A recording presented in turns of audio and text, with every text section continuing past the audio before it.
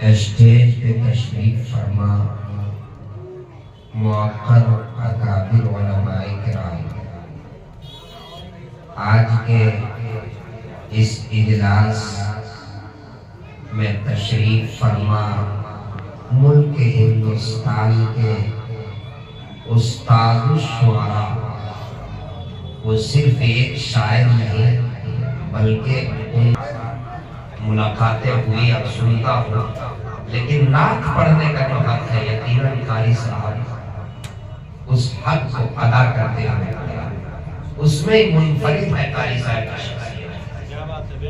ایک ایک شعر ابھی پڑھ رہے تھے، سچی بات یہ ہے کہ اگر ہمارے جھارکھنڈ میں پڑھتے تو ابھی یہاں پر پیسہ رکھنے کے لیے ان کے پاس جو بیگ ہے وہ چھوٹا پڑا۔ سچی بات کیا قاری صاحب، سچی بات وہ بیگ میں نہیں ہے، وہاں انعام دینے کا ذرا مزاج زیادہ تو الگ الگ بات ہے، علاقے کی بات ہوتی ہے۔ آپ لوگوں نے بھی انعام دیا، لیکن جس طرح کا شعر تھا اس کو میرے حساب سے تھوڑی کمی انعام۔ ایک مجھے یاد آیا، ایک بادشاہ بہت فیاض طبیعت ہے، بعض لوگ بہت فیاض طبیعت کے ہوتے ہیں، مزاج میں سخاوت ہوتی ہے، اور بعض لوگ تھوڑا سا اس کے برعکس ہوتے ہیں۔ تو بادشاہ کے دربار میں ایک مچھوارا ہے، ندی سے یا نہر سے ایک خاص مچھلی پکڑ کر اور بادشاہ کی خدمت میں پیش کیا اور کہا کہ بادشاہ سلامت، یہ مچھلی اسپیشل آپ کے لیے۔ بادشاہ مچھلی دیکھ کر بہت خوش ہوا اور اپنے وزیر سے کہا کہ 200 درہم انعام دو۔ کتنا دلوایا؟ 200 درہم۔ بادشاہ کی طبیعت میں تو سخاوت تھی، لیکن اس کے برعکس ان کی بیوی کی طبیعت میں مخالفت۔ بیوی دیکھ رہی تھی، بہت پریشان ہو گئی، کہنے لگی، کوسنے لگی، ایک چھوٹی سی مچھلی آپ نے 200 درہم دے دی، واپس لے لیجیے، مچھلی واپس کر دیجیے اور پیسے واپس لے لیجیے۔ تو بادشاہ نے کہا، ارے نالائق، میں بادشاہ ہوں، میری کچھ تو عزت رہنے دو، میں بادشاہ ہوں، میری کچھ تو عزت رہنے دو۔ بیگم نے کہا کہ میں تدبیر بتاتی، اس تدبیر کے ساتھ پیسہ واپس آئے گا اور مچھلی اس کی جائے گی۔ کہا کیا تدبیر ہے؟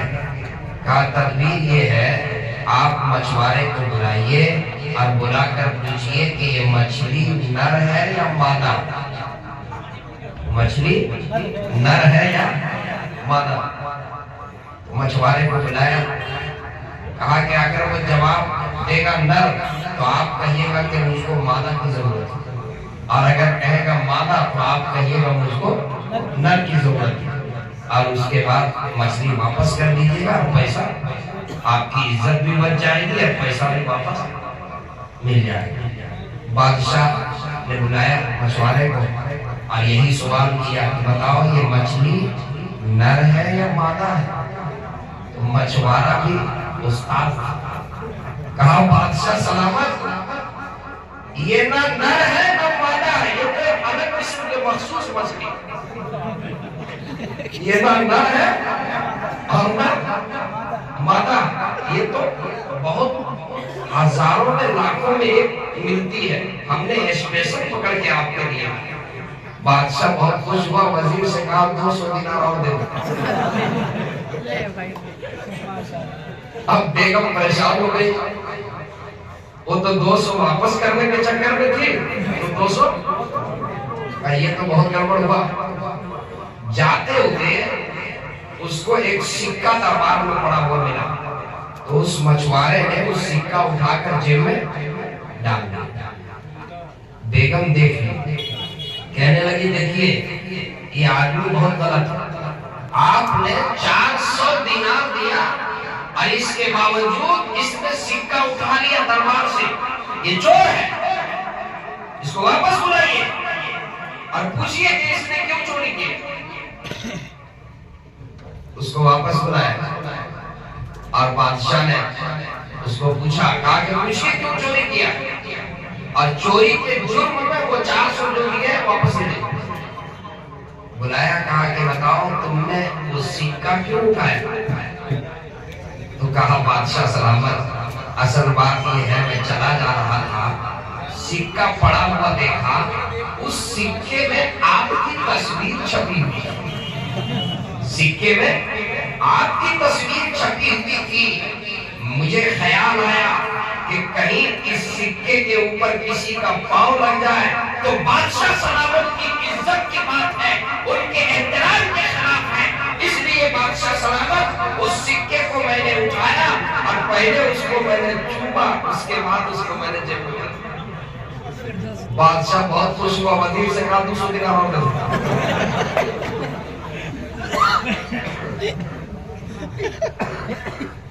قاری صاحب فنکار، سچی بات، میں بہت دل سے قاری صاحب سے محبت کرتا ہوں، ادھر 1-2 سال سے ملاقات نہیں ہوئی تھی، لیکن ابھی چند دنوں کے بعد قاری صاحب کا سفر جھارکھنڈ میں ہے، پروگرام ہے، اشتہار دیکھا ہوں، میں اس سے پہلے قاری محمود صاحب کا میں شکر گزار ہوں کہ انہوں نے مجھے ملاقات کی سعادت بخشی۔ پہلی بار میری حاضری ہوئی ہے جی، قاری صاحب نے مہر لگا، حضرت مولانا عرفان صاحب مبلغ دارالعلوم دیوبند، حضرت کی تائید اور ان کی توثیق سے میری حاضری ہوئی اور قاری صاحب نے مجھے بلایا۔ آج یہ لیلۃ البرات کی رات ہے، لیلۃ البرات، شب برات، یہ مقدس رات ہے، اور جیسا کہ مجھے معلوم ہوا یہ ادارہ مدرسہ بیت العلوم، جامعہ عربیہ بیت العلوم، جس ادارے میں اکابرین کا ہر سال ورود ہوتا ہے، بالخصوص عالمی شہرت یافتہ مناظر اسلام سلطان المناظرین حضرت علامہ سید طاہر حسین صاحب نیابی رحمت اللہ علیہ کی آمد ہوتی رہی ہے۔ میرے دوستو، آپ توجہ سے سن لیں، میں لمبی گفتگو نہیں کروں گا، مختصر، لیکن بالکل جو جہاں ہے وہیں پر اسی توجہ سے میری بات سن لیں۔ قرآن کی نسبت سے میں بات شروع کرتا ہوں۔ قرآن کریم یہ کتاب اللہ بھی ہے اور کلام اللہ۔ علماء اسٹیج پر بیٹھے میں حضرت قاری صاحب دعوت برکاتہ ہوں، میری تو پہلی ملاقات ہے اس ادارے کے بانی محتمی، ماشاءاللہ یہ نورانی چہرہ کھلی کتاب ہے، عنوان جو بھی ہو جس روح سے پڑھو گے جان جاؤ۔ جی طرف توجہ کیجیے، آسمانی کتابیں تورات، زبور، انجیل، یہ کتاب اللہ ہے، کلام اللہ نہیں۔ یہ کتاب اللہ ہے، کلام اللہ نہیں۔ اور قرآن یہ کتاب اللہ بھی ہے، کلام اللہ۔ تورات، زبور، انجیل یہ کتاب کے شکل میں آئے، کتاب کے شکل میں آئے اور بعد میں بکھر گئے۔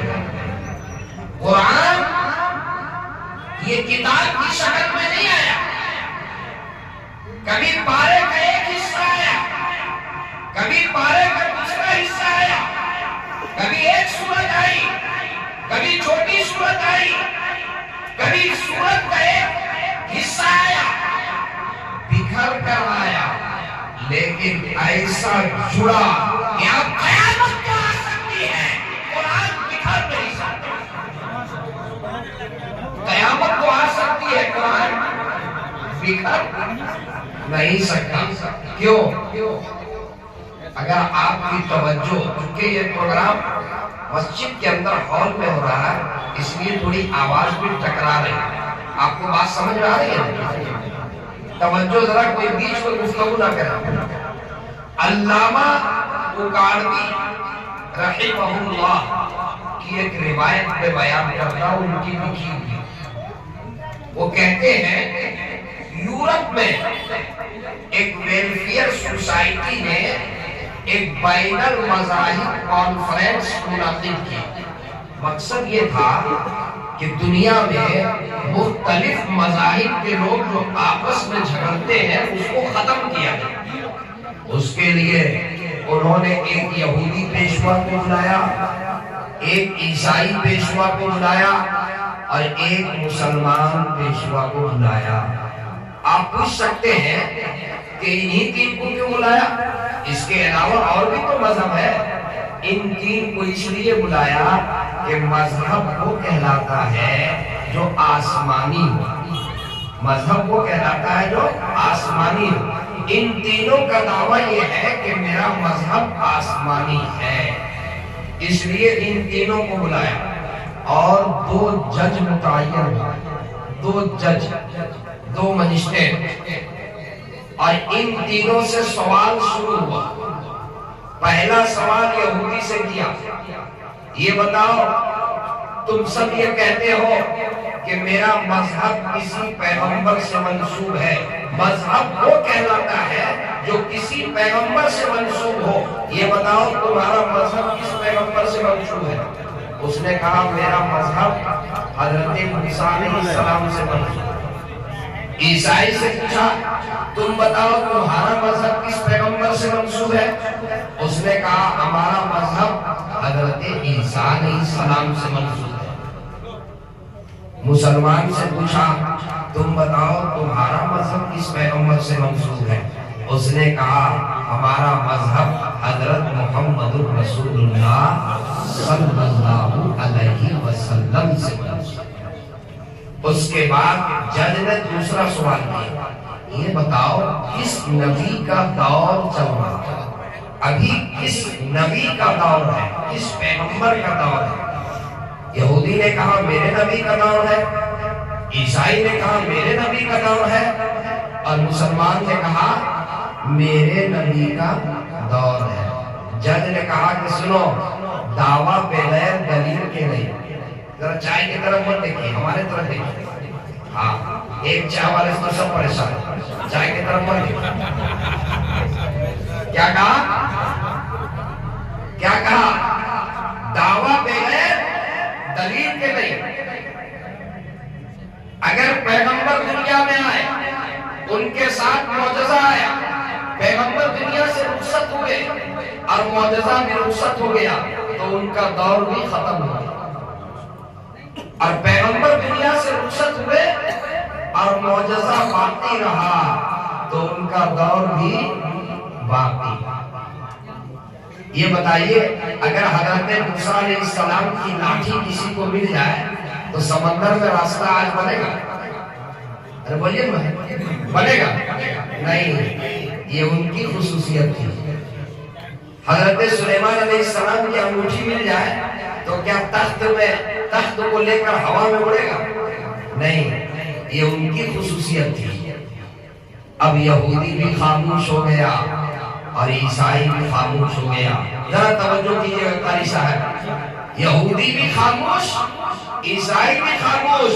مسلمان جو تھا اس نے قرآن کریم کے نسخے کو ہاتھ میں لیا، اوپر یوں اٹھایا اور کہا کہ جج صاحب یہ میرے نبی کا معجزہ ہے، یہ کل بھی معجزہ تھا، یہ آج بھی معجزہ ہے، یہ میرے نبی کا معجزہ ہے، یہ کل بھی معجزہ تھا، یہ آج بھی معجزہ ہے، یہ کل بھی اثر رکھتا تھا، یہ آج بھی اثر رکھتا ہے، یہ کل بھی تاثیر رکھتا تھا، یہ آج بھی تاثیر رکھتا ہے، یہ کل بھی کتاب ہدایت تھی، یہ آج بھی کتاب ہدایت ہے، یہ کل بھی دلوں کو بدلتا تھا، یہ آج بھی دلوں کو بدلتا ہے، یہ کل بھی دلوں کو نکھارتا تھا، یہ آج بھی دلوں کو نکھارتا ہے، یہ کل بھی دلوں کو سنوارتا تھا، یہ آج بھی دلوں کو سنوارتا ہے۔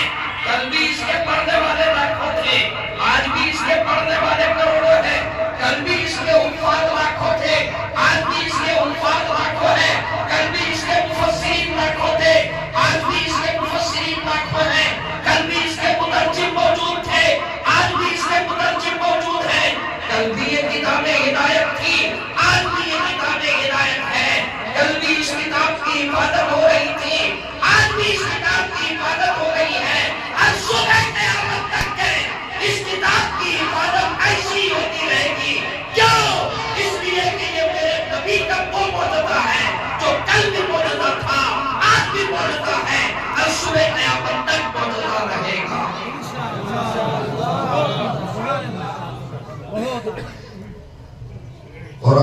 کے پاروں میں تیرے نام کا چرچا، قرآن کے پاروں میں تیرے نام کا چرچا، چاند ستاروں میں تیرے نام کا چرچا، گلشن کے ہر ایک رنگ میں گل میں تیری خوشبو، گلشن کے ہر ایک رنگ میں گل میں تیری خوشبو، رنگین بہار